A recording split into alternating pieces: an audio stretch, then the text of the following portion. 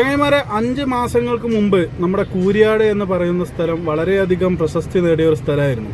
അതിനുള്ള കാരണം എന്ന് പറയുന്നത് നമ്മുടെ 6 വരി പാത നിർമ്മാണത്തിനിടയിൽ റോഡിൻ്റെ ഒരു ഭാഗം തകർന്നു എന്നുള്ള ലെവലിലാണ് ലോക വാർത്തകളിൽ തന്നെ പ്രസിദ്ധമായി മാറിയ ഒരു സ്ഥലമാണ് വേങ്ങര കൂരിയാട് എന്ന് പറയുന്ന സ്ഥലം. അപ്പോൾ നമുക്ക് ഇപ്പോൾ അവിടുത്തെ സ്ഥിതികൾ എന്താണെന്നുള്ളത് പലർക്കും അറിയില്ല എന്നാണ് തോന്നുന്നത്. കാരണം ഇതിലൂടെ പോകുന്ന യാത്രക്കാർക്ക് മാത്രമേ അവിടെ എന്താണ് ഇപ്പോൾ സംഭവിച്ചുകൊണ്ടിരിക്കുന്നത് എന്നുള്ളത് അറിയുള്ളൂ. അപ്പോൾ നമുക്ക് ഇവിടുത്തെ കുറച്ച് അതിൻ്റെ പണിയും കാര്യങ്ങളൊക്കെ എന്തായിക്കണമെന്നുള്ള അതൊന്ന് കണ്ടു നോക്കാം. അപ്പോൾ ഇതാണ് കൂരിയാട് ഭാഗം. ഇവിടുന്ന് അങ്ങോട്ട് വിട്ടാൽ കുളപ്പുറം ഭാഗം. അപ്പോൾ നമ്മൾ ഇതിൻ്റെ പണിയൊക്കെ കണ്ടില്ലേ, ഏകദേശമൊക്കെ സെറ്റായിക്കണ്. ഭാഗത്ത് നിന്ന് വരുന്ന വണ്ടികളാണ്. ഇവിടെ പുടുത്തം വിട്ട ബ്ലോക്ക് ഉണ്ടായാലുണ്ടായിരുന്നു. അതിപ്പോഴും തുടർന്നുകൊണ്ടിരിക്കുന്നുണ്ട്. കാരണം റോഡ് പണിയൊന്നും കഴിഞ്ഞിട്ടില്ല. പക്ഷെ എന്നാലും ഇവിടെ കാണുന്ന റോഡ് ഈ റോഡിലേക്ക് പോകാൻ വേണ്ടിയിട്ട് നമ്മൾ ആദ്യം പോയിരുന്നത് ഇതിൽ കൂടെ തന്നെ വന്നിട്ടായിരുന്നു. ഇപ്പോൾ അതിനൊരു പരിഹാരം കണ്ടാണ്ട് അവിടെ വേറൊരു വഴിയും കൂടി ഉണ്ടാക്കിയിട്ടുണ്ട്. അലമണി കഴിയുമ്പോൾ അത് തുടർന്ന് ഉണ്ടാവും എന്നാണ് ഒരു പ്രതീക്ഷ. വർക്കൊക്കെ നല്ല അടിപൊളിയായിട്ട് നടന്നുകൊണ്ടിരിക്കുന്നുണ്ട് കേട്ടോ. നല്ല കിടിലൻ ബീമുകളാണ് വാർക്കാനുള്ളത്. ഫില്ലറുകൾ ഇതുണ്ടല്ലേ, 2 സൈഡിലും നമ്മൾ സാധാരണ റോഡ് പോലെ തന്നെ പാല ഉണ്ടാക്കുന്ന പോലെ തന്നെ 2 സൈഡിലും നല്ല 2 ഫില്ലറുകളൊക്കെ കൊടുത്തിട്ടുള്ള പരിപാടി തന്നെയാണ്. മഴയൊക്കെ നല്ല തമർത്തി പെയ്യാണെന്നുണ്ടെങ്കിൽ ഈ റോഡിനെക്കാട്ടി ഹൈറ്റിലാണ്. അന്നത്തെ റോഡ് എന്ന് പറഞ്ഞു കഴിഞ്ഞാൽ പഴയ ഹൈവേ എന്ന് പറഞ്ഞാൽ ഇതിനെക്കാട്ടി ഹൈറ്റിലായിരുന്നു. അപ്പോൾ അന്നൊക്കെ എന്ന് പറഞ്ഞു കഴിഞ്ഞാൽ വെള്ളം റോഡിൻ്റെ ഒപ്പം നിന്നിരുന്നു. അതായത് ഇപ്പോൾ ഈ കാണുന്നതിനെക്കാട്ടി ഏകദേശം ഒരു 8 അടി 9 അടി ഹൈറ്റ് ഉയരത്തിലായിരുന്നു അന്ന് റോഡ് ഉണ്ടായിരുന്നത്.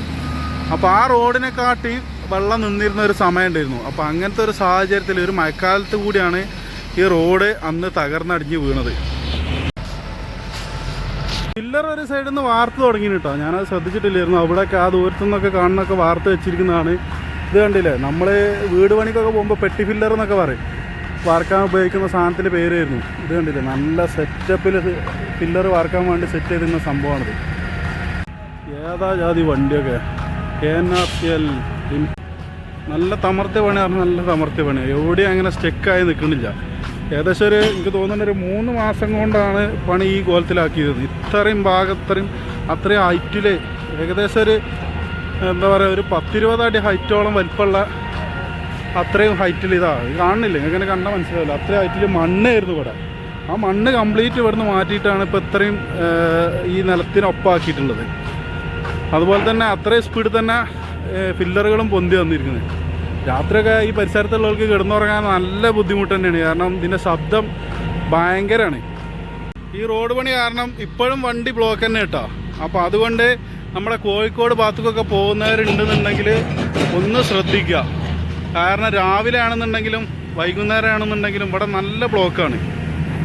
കഴിയുന്നുണ്ടെന്നുണ്ടെങ്കിൽ നിങ്ങൾ എന്താ പറയല്, വേറെ ഏതെങ്കിലും റോഡ് യൂസ് ചെയ്യുക. കോഴിക്കോട് ഭാഗത്തേക്കോ അല്ലെങ്കിൽ കോഴിക്കോട് ഭാഗത്തുനിന്ന് വരുന്നവർ പിന്നെ തൃശ്ശൂർ ഭാഗത്തേക്കോ അങ്ങനെയെങ്കിലും പോകണമെന്നുണ്ടെങ്കിൽ ഈ കുളപ്പുറം കൂരിയാട് ഭാഗം ടച്ച് ചെയ്യാതെ വേറെ ഏതെങ്കിലും റോഡ് മാർഗം ഉണ്ടെന്നുണ്ടെങ്കിൽ യൂസ് ചെയ്യാൻ ശ്രമിക്കുക.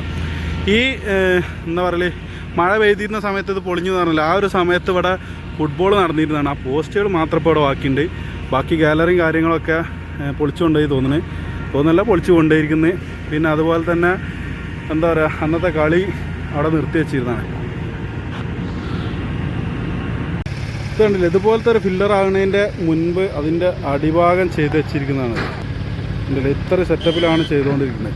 ഈ പണിയൊക്കെ അവർക്ക് ആദ്യം തന്നെ ചെയ്താൽ മതിയായിരുന്നു. ഇത്ര നഷ്ടം സംഭവിക്കില്ലായിരുന്നു.